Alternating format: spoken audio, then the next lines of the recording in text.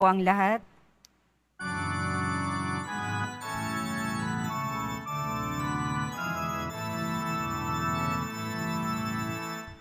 Hallelujah, hallelujah,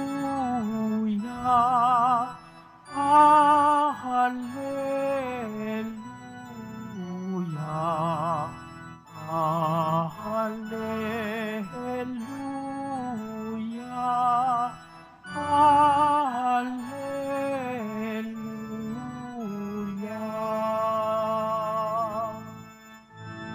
Ang tinig ko'y pakikinggan ng kabilang sa'king kawan. Ako'y kanilang susundan. Hallelujah, hallelujah,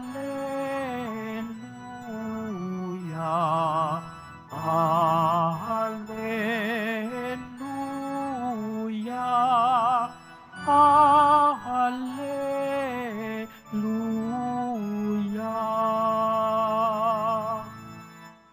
Sumainyo ang Panginoon. At sumaiyo rin. Ang mabuting balita ng Panginoon ayon kay San Juan. Papuri sa iyo, Panginoon. Taglamig na noon, kasalukuyang ipinagdiriwang sa Jerusalem ang pista ng pagtatalaga ng templo. Naglalakad si Jesus sa templo sa portiko ni Solomon. Pinaligiran siya ng mga Hudyo at sinabi sa kanya, "Hanggang kailan mo kami pag-aalinlanganin? Kung ikaw ang Kristo, sabihin mo na ng tiyakan."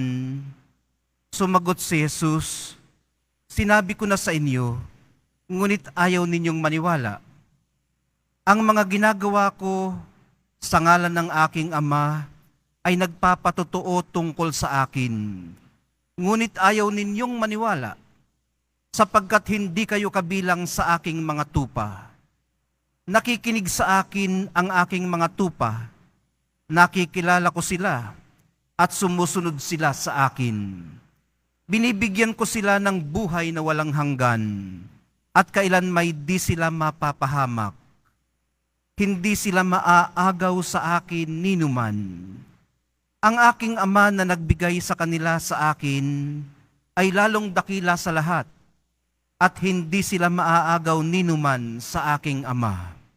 Ako at ang Ama ay iisa."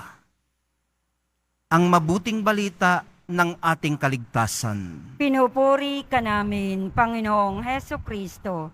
Magsiupo mo ng lahat. Good morning po sa inyong lahat. Ano po ang nakaantig sa inyong kalooban habang pinakikinggan ang ating mga pagbasa? Ang sa akin po ay yung katotohanan na hindi lang pala pag down na down ka, nangangailangan ng encouragement. Kahit pala okay ka, at ang lahat ay maayos sa iyong buhay, ma-appreciate mo rin ang encouragement. Kung inyo pong napansin, ayos naman ang takbo ng early church. Kahit inuusig sila, yumabong ito at lumaganap. Sabi nga sa unang pagbasa, sumaka nila ang kapangyarihan ng Panginoon at maraming naniwala at nanalig sa Panginoon. So okay sila. Smooth sailing kumbaga. Kahit na may mga nagiging martir, yung dugo nila ang dumilig sa pagyabong ng sambayanang Kristiyano. Maging si Bernabe, nang suguin po siya mula Jerusalem patungong Antioquia, ay nagalak at pinagpayuhan silang lahat na manatiling tapat sa Panginoon. Tapat na sila. Pero pinagpayuhan pa sila na manatiling tapat sa Panginoon. So ayun, ano ho, doon po kasi tayo pumapalpak sa pananatiling tapat, lalo na po kung okay na tayo. Naibigay na ng Diyos ang ating kahilingan. Yan din po kasi ang isa sa mga pagkakataong hinog na hinog sa paglimot. Kung hindi man pagbitiw o pagkalas.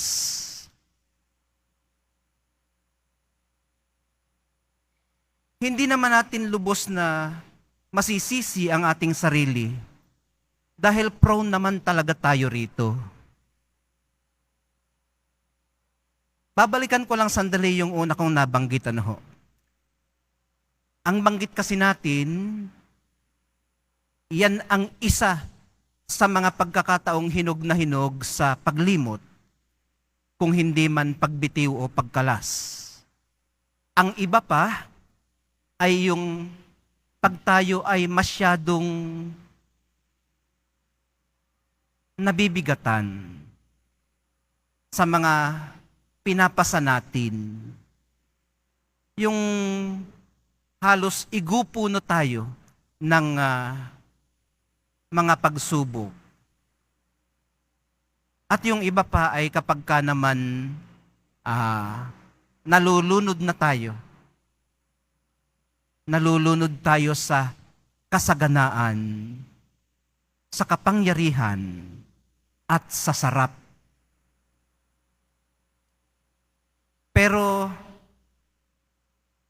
sa ating mga pagbasa ngayon, ang binibigyang diin ay yung kapag okay ka lang, okay ka lang, smooth sailing, isa po yan sa mga pagkakataong posible nating malimutan yung nagbigay sa atin ng pagkakataon para maging okay. Kaya nga po kailangan natin ang encouragement. Encouragement na hindi makalimot. Encouragement na laging kumapit kahit malakas ka na, kahit magaling ka na. Encouragement na manatili. At sa ating kahinaan, nakakahulagpos kasi tayo. Kaya kailangan nating kumapit. Gusto nating kumapit, malakas ang ating espiritu, pero mahit na ang ating katawan. Kaya nga nung isang araw, habang ako'y nasa loob ng kumpisalan, meron akong napakinggan na isang pari na naghohomilya, actually si Father Egay. Sabi niya, ihanda natin ang ating katawan sa pagtanggap ng grasya dahil ito ang tahanan, ito ang templo ng Espiritu Santo.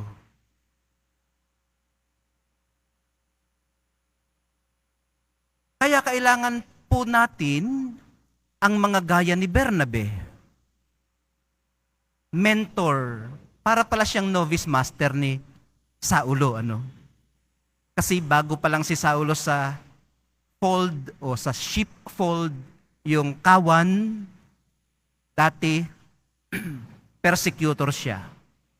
Ngayon, na-convert siya, halos 1 taon. At kung inyo napansin, 1 taon din kasi yung ginugugol ng mga novices sa religious life para sila ma-profess yung first profession. Alam siguro ito ng mga madre. Ano? Ano ba kayo ngayon? Novice? Profess na. O, 1 taon yan. 10 months at least. So, si Bernabe parang naging novice master ni Pablo. Mentor siya. At modelo naman natin ngayon dito. Kailangan natin ang mga gaya ni Bernabe para i-encourage tayo at himuking balikan ang pinakaunang pagkakataong itinuring tayo. Iko-correct ko lang ngayon, Iko-correct ko lang ang aking sarili. Balikan ang pinakaunang pagkakataong namalaya natin na itinuring pala tayo ng mahal na pong Jesus Nazareno bilang Kanya. At bumalik kung saan natin nakilala ang ating sarili bilang Kristiyano. Yung mga miyembro ng early church doon sa Antioquia, nila na-realize na sila ay mga Kristiyano. At alam niyo kung sinong tumawag sa kanila? Na mga Kristiyano, yung mga persecutors nila. Yung mga Kristiyanong yan. Ganon, ano? Ngayon, may mga ganyan pa rin tayo. May mga ganyan pa rin. Religious discrimination ang tawag natin. Kasi naman merong mga iba namang sekta na talagang exclusive na exclusive. Naglalakad sa karsada, sisimba, parang walang nakikitang taong iba. Sila-sila lang. Kaya tuloy, yung iba parang itinuturing na nga silang iba sa kanila. Salamat din kay Bernabe, mga kapatid, na nagpapaalala sa atin ngayon na kailangan nating manatili. Siya ay isang taong mabuti, puspos ng Espiritu Santo, at matibay ang pananampalataya. Uulitin ko lang yun, yung description ni San Juan kay Bernabe. Ni San Juan. Yung description ni San Lucas, ang author ng mga gawa ng mga apostol, kay Bernabe,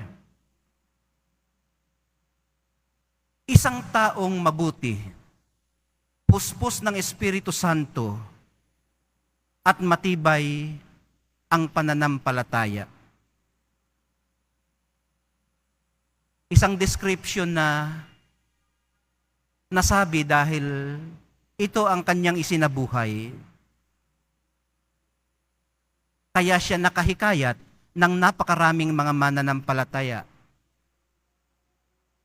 Hindi rito sinabing dahil napakagaling niyang tao o napakahusay magsalita o kaya naman ay napakagwapo o napakayaman o napakagaling, napakatalino. Ang sinabi rito, mabuting tao. Puspos ng Espiritu Santo. Matibay ang pananampalataya. Sa ganitong paraan din natin siya naaalala ngayon. Napakagandang makita na nakaukit ito sa isang lapida. Pag tayo kayo namatay,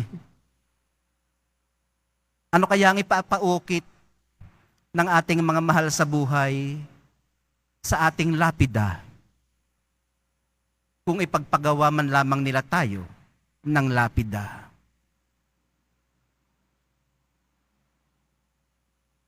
Depende kung ano ang ating yayakapin at isasabuhay ngayon.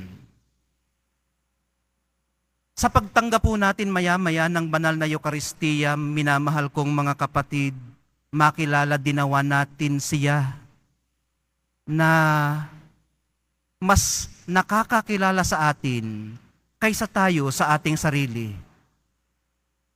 Makatahan dinawa tayo sa kanyang blessed assurance na sa kanya, kailan may hindi tayo mapapahamak at hindi maaagaw ninuman. Mahal na poong Jesus Nazareno, panatilihin niyo po kami sa inyong kawan.